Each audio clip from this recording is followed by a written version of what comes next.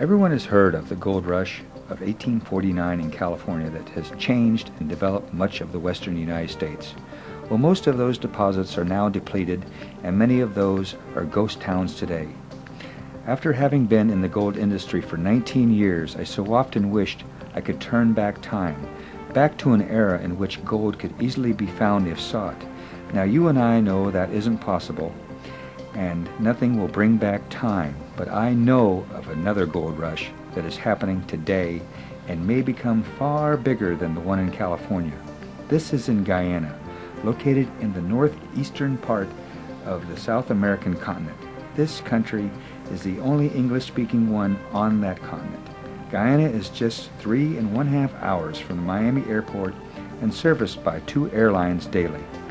I first prospected for gold there in 1996, after which I then needed 1 full year of field preparation.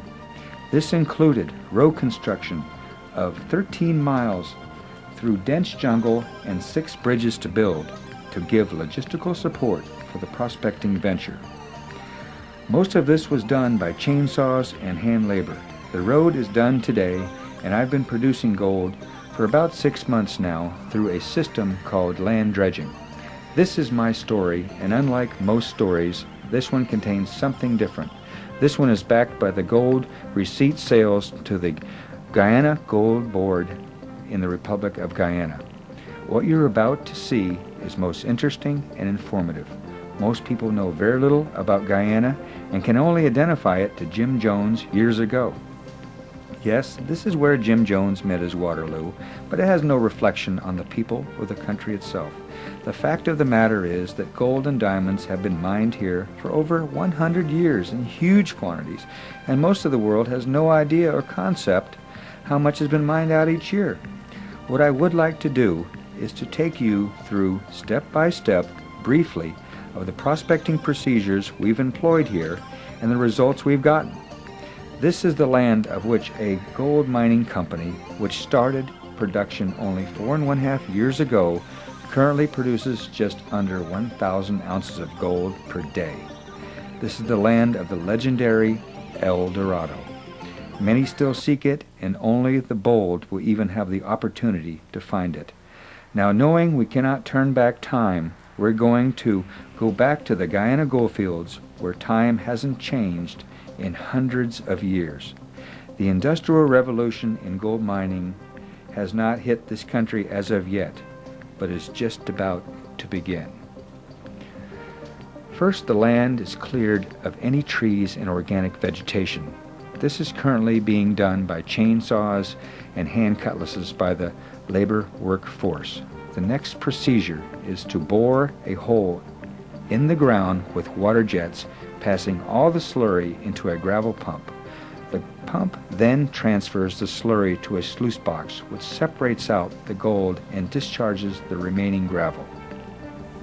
In our procedure, we backfill all holes, leaving the environment in a stable condition in which the jungle regrows itself. We use no harmful chemicals, protecting our environment and our employees as well. All our procedures are approved by the Guyana Geology and Mines Commission. This procedure is an old, tried, and proven one, simply employing water and gravitational means for separation.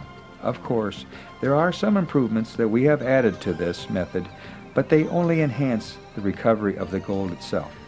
Please keep in mind, these are prospecting tools only, and actual mining production equipment will produce far more gold in a day than any prospecting tool could ever imagine. What the purpose of prospecting first is to prove due diligence upon the property for viability and economic feasibility. This is what we have done and achieved.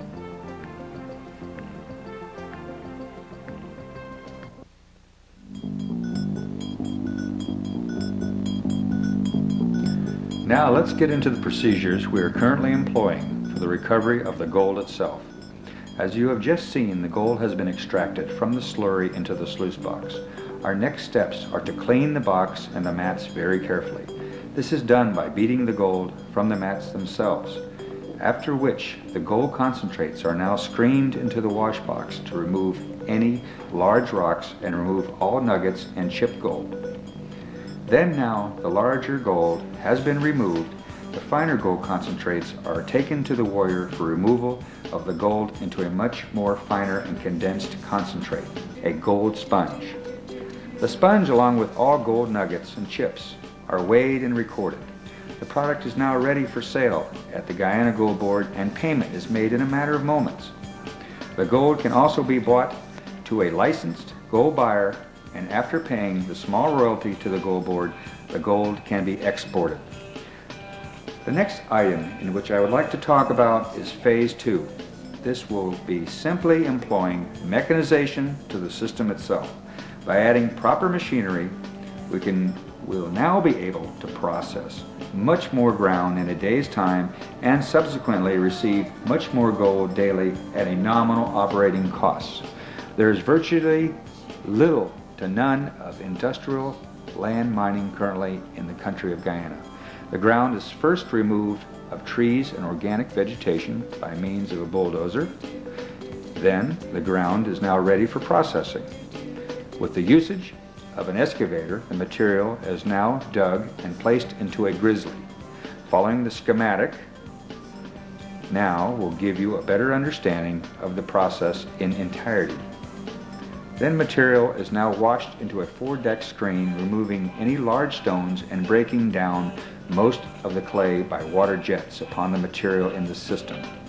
Below is a side view of these two pieces of equipment for better understanding. The slurry now is pumped to a scrubbing trommel, which breaks down any remaining clay and scrubs remaining small gravel free of the existing gold. The trommel is constantly rotating throughout the process. The material is now screened once again down to the largest size of the gold found in the region. The gravel tails are removed into a hopper and on a conveyor for further road maintenance as needed. The slurry is now gravity fed to a sluice box capturing all the large gold and most of the fine gold. The slurry now travels to a distributor feeding Brazilian type jigs capturing most of the remaining fine gold.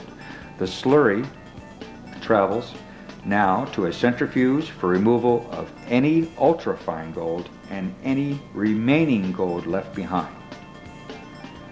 Each of these pieces of equipment now produce a concentrate which is removed each day and processed through an amalgamator. This captures all of the gold. The amalgam is now brought to a retort and condensed, leaving behind our gold sponge, now ready for market and sale. This concludes the processing of the gold-bearing soil, giving gold in hand on a daily and continuous basis.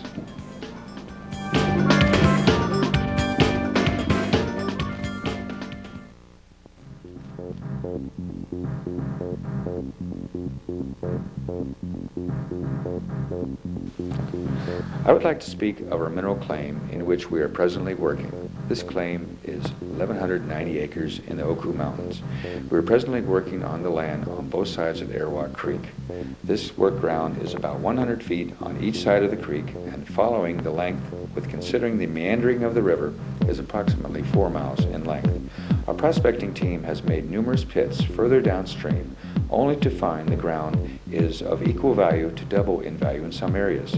This data can only allow us to think the approximate quantity of contained gold should be a minimum of 24,000 ounces without any further discoveries. The gold is coarse and angular, indicating its source is nearby, and the fact of the matter is no sand and all rocks are sharp, indicating the gold has traveled very little. Recently, we found one rock in the head of the box. Upon crushing, the small but heavy rock yielded 3 ounces 6 pennyweights. I am in process of securing other properties to mine, and thus our testing has indicated far greater in value. My name is Peter Mikelis, and I want to thank you for the time you've given me to explain our current activities and our projected Phase 2 expansion. Thank you.